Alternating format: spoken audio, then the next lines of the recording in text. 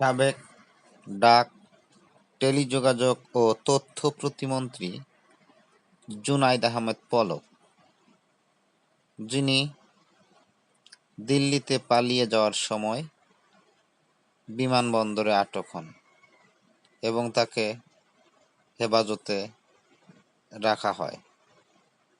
এদিকে ৪ আগস্ট তার পরিবারকে বিদেশে পাঠিয়ে জুনাইদ আহমেদ পলক গণভবনে প্রধানমন্ত্রীর সঙ্গে সাক্ষাৎ করতে যান এবং ইন্টারনেট বন্ধ করে যাওয়ার জন্য তিনি গভীরভাবে ক্ষমা প্রার্থনা করেন। অন্যদিকে তিনি আরও বলেন, সাবেক সেনাপ্রধান জিয়াউল হক এর নির্দেশে ইন্টারনেট বন্ধ করে দেন। অপরদিকে জিয়াউল হক সহ অনেকেই ধরা পড়ে যান। প্রধানমন্ত্রীর সঙ্গে এ বৈঠকে প্রধানমন্ত্রী শেখ হাসিনা জুনাইদ আহমেদ পলকের উপর অনেকটা রেগে গিয়ে তাকে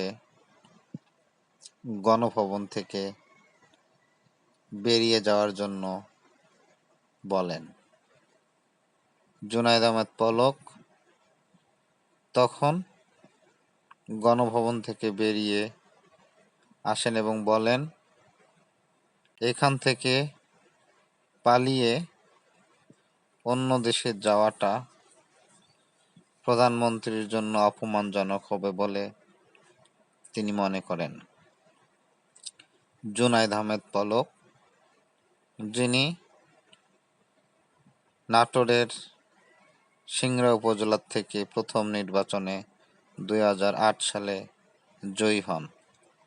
অপরদিকে সাবেক প্রধানমন্ত্রীর ছেলে সজীব ওয়াজেদ জয়ের সঙ্গে তার ঘনিষ্ঠ সম্পর্ক থাকায় তিনি একটা আলাদিনের চেরাগ পেয়ে যান এবং তিনি রাতারাতি অনেক টাকার মালিক হয়ে যান, যা বর্তমান তথ্যে তিনি অনেক লুটপাট করেছেন বলে ধারণা করা হয়।